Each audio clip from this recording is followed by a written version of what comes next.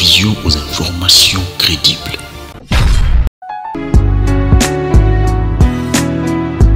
Surtout au jour d'aujourd'hui, en termes de financement, l'État fait des économies réelles parce que chacune ou chacun de ces services qui devaient intervenir allait être obligé d'avoir un budget particulier. Mais là, on aura effectivement un budget qui fait, comme on dit, d'une pierre deux coups.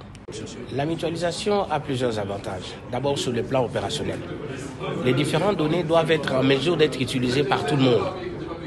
En tout cas, tous les services intervenant chacun dans son domaine d'activité, bien entendu. Et donc, la mutualisation permet que ces données-là, qui ont été créées sur la base des règles communes, puissent être utilisées facilement. C'est ce qu'on appelle l'interopérabilité. Deuxième chose, c'est la question du gain de temps.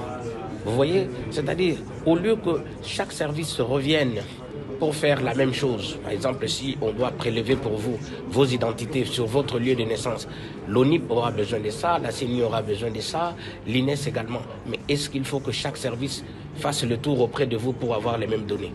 Donc, il suffit que le premier service qui est intervenu ici, en avant, on met la CENI, vu que ces services-là a un calendrier par rapport aux élections de l'année prochaine.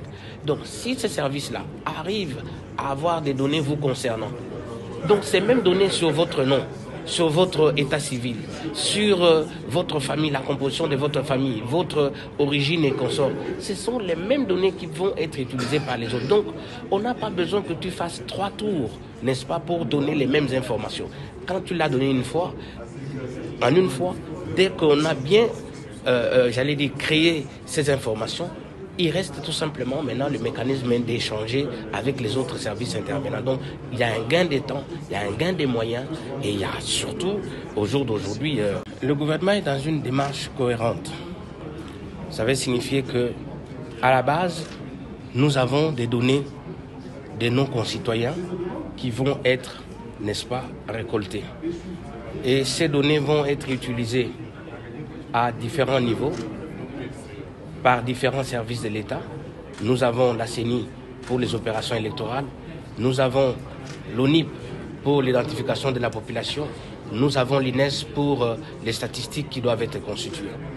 Le souci du gouvernement aujourd'hui était de pouvoir, faire le point sur l'évolution de cette mutualisation, de 2, savoir à partir de là comment nous devons faire en sorte que le processus prenne et que l'on démarre déjà avec l'implication de tous les différents services là-dedans.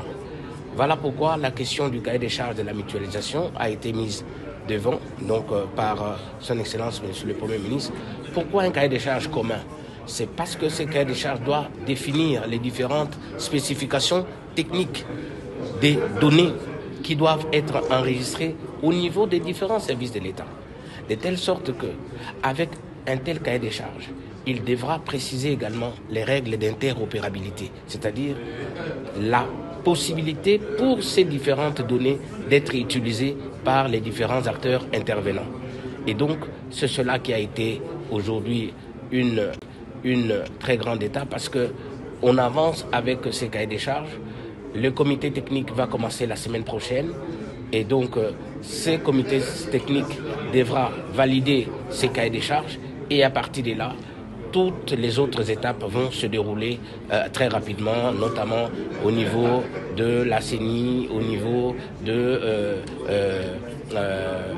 l'ONIP et tous les autres. Donc, toutes les autres administrations qui jusque-là collectent des données biométriques des gens doivent le faire sur la base d'un cahier des charges unique qui correspond à des mêmes règles qui permettront en sorte que lorsque ces données vont être récoltées, elles puissent être utilisées facilement, n'est-ce pas, par les autres administrations, parce que les règles de stockage, les règles des transferts, des transmissions vont être des règles connues de tout le monde. Profondeur TV, la télévision aux informations crédibles.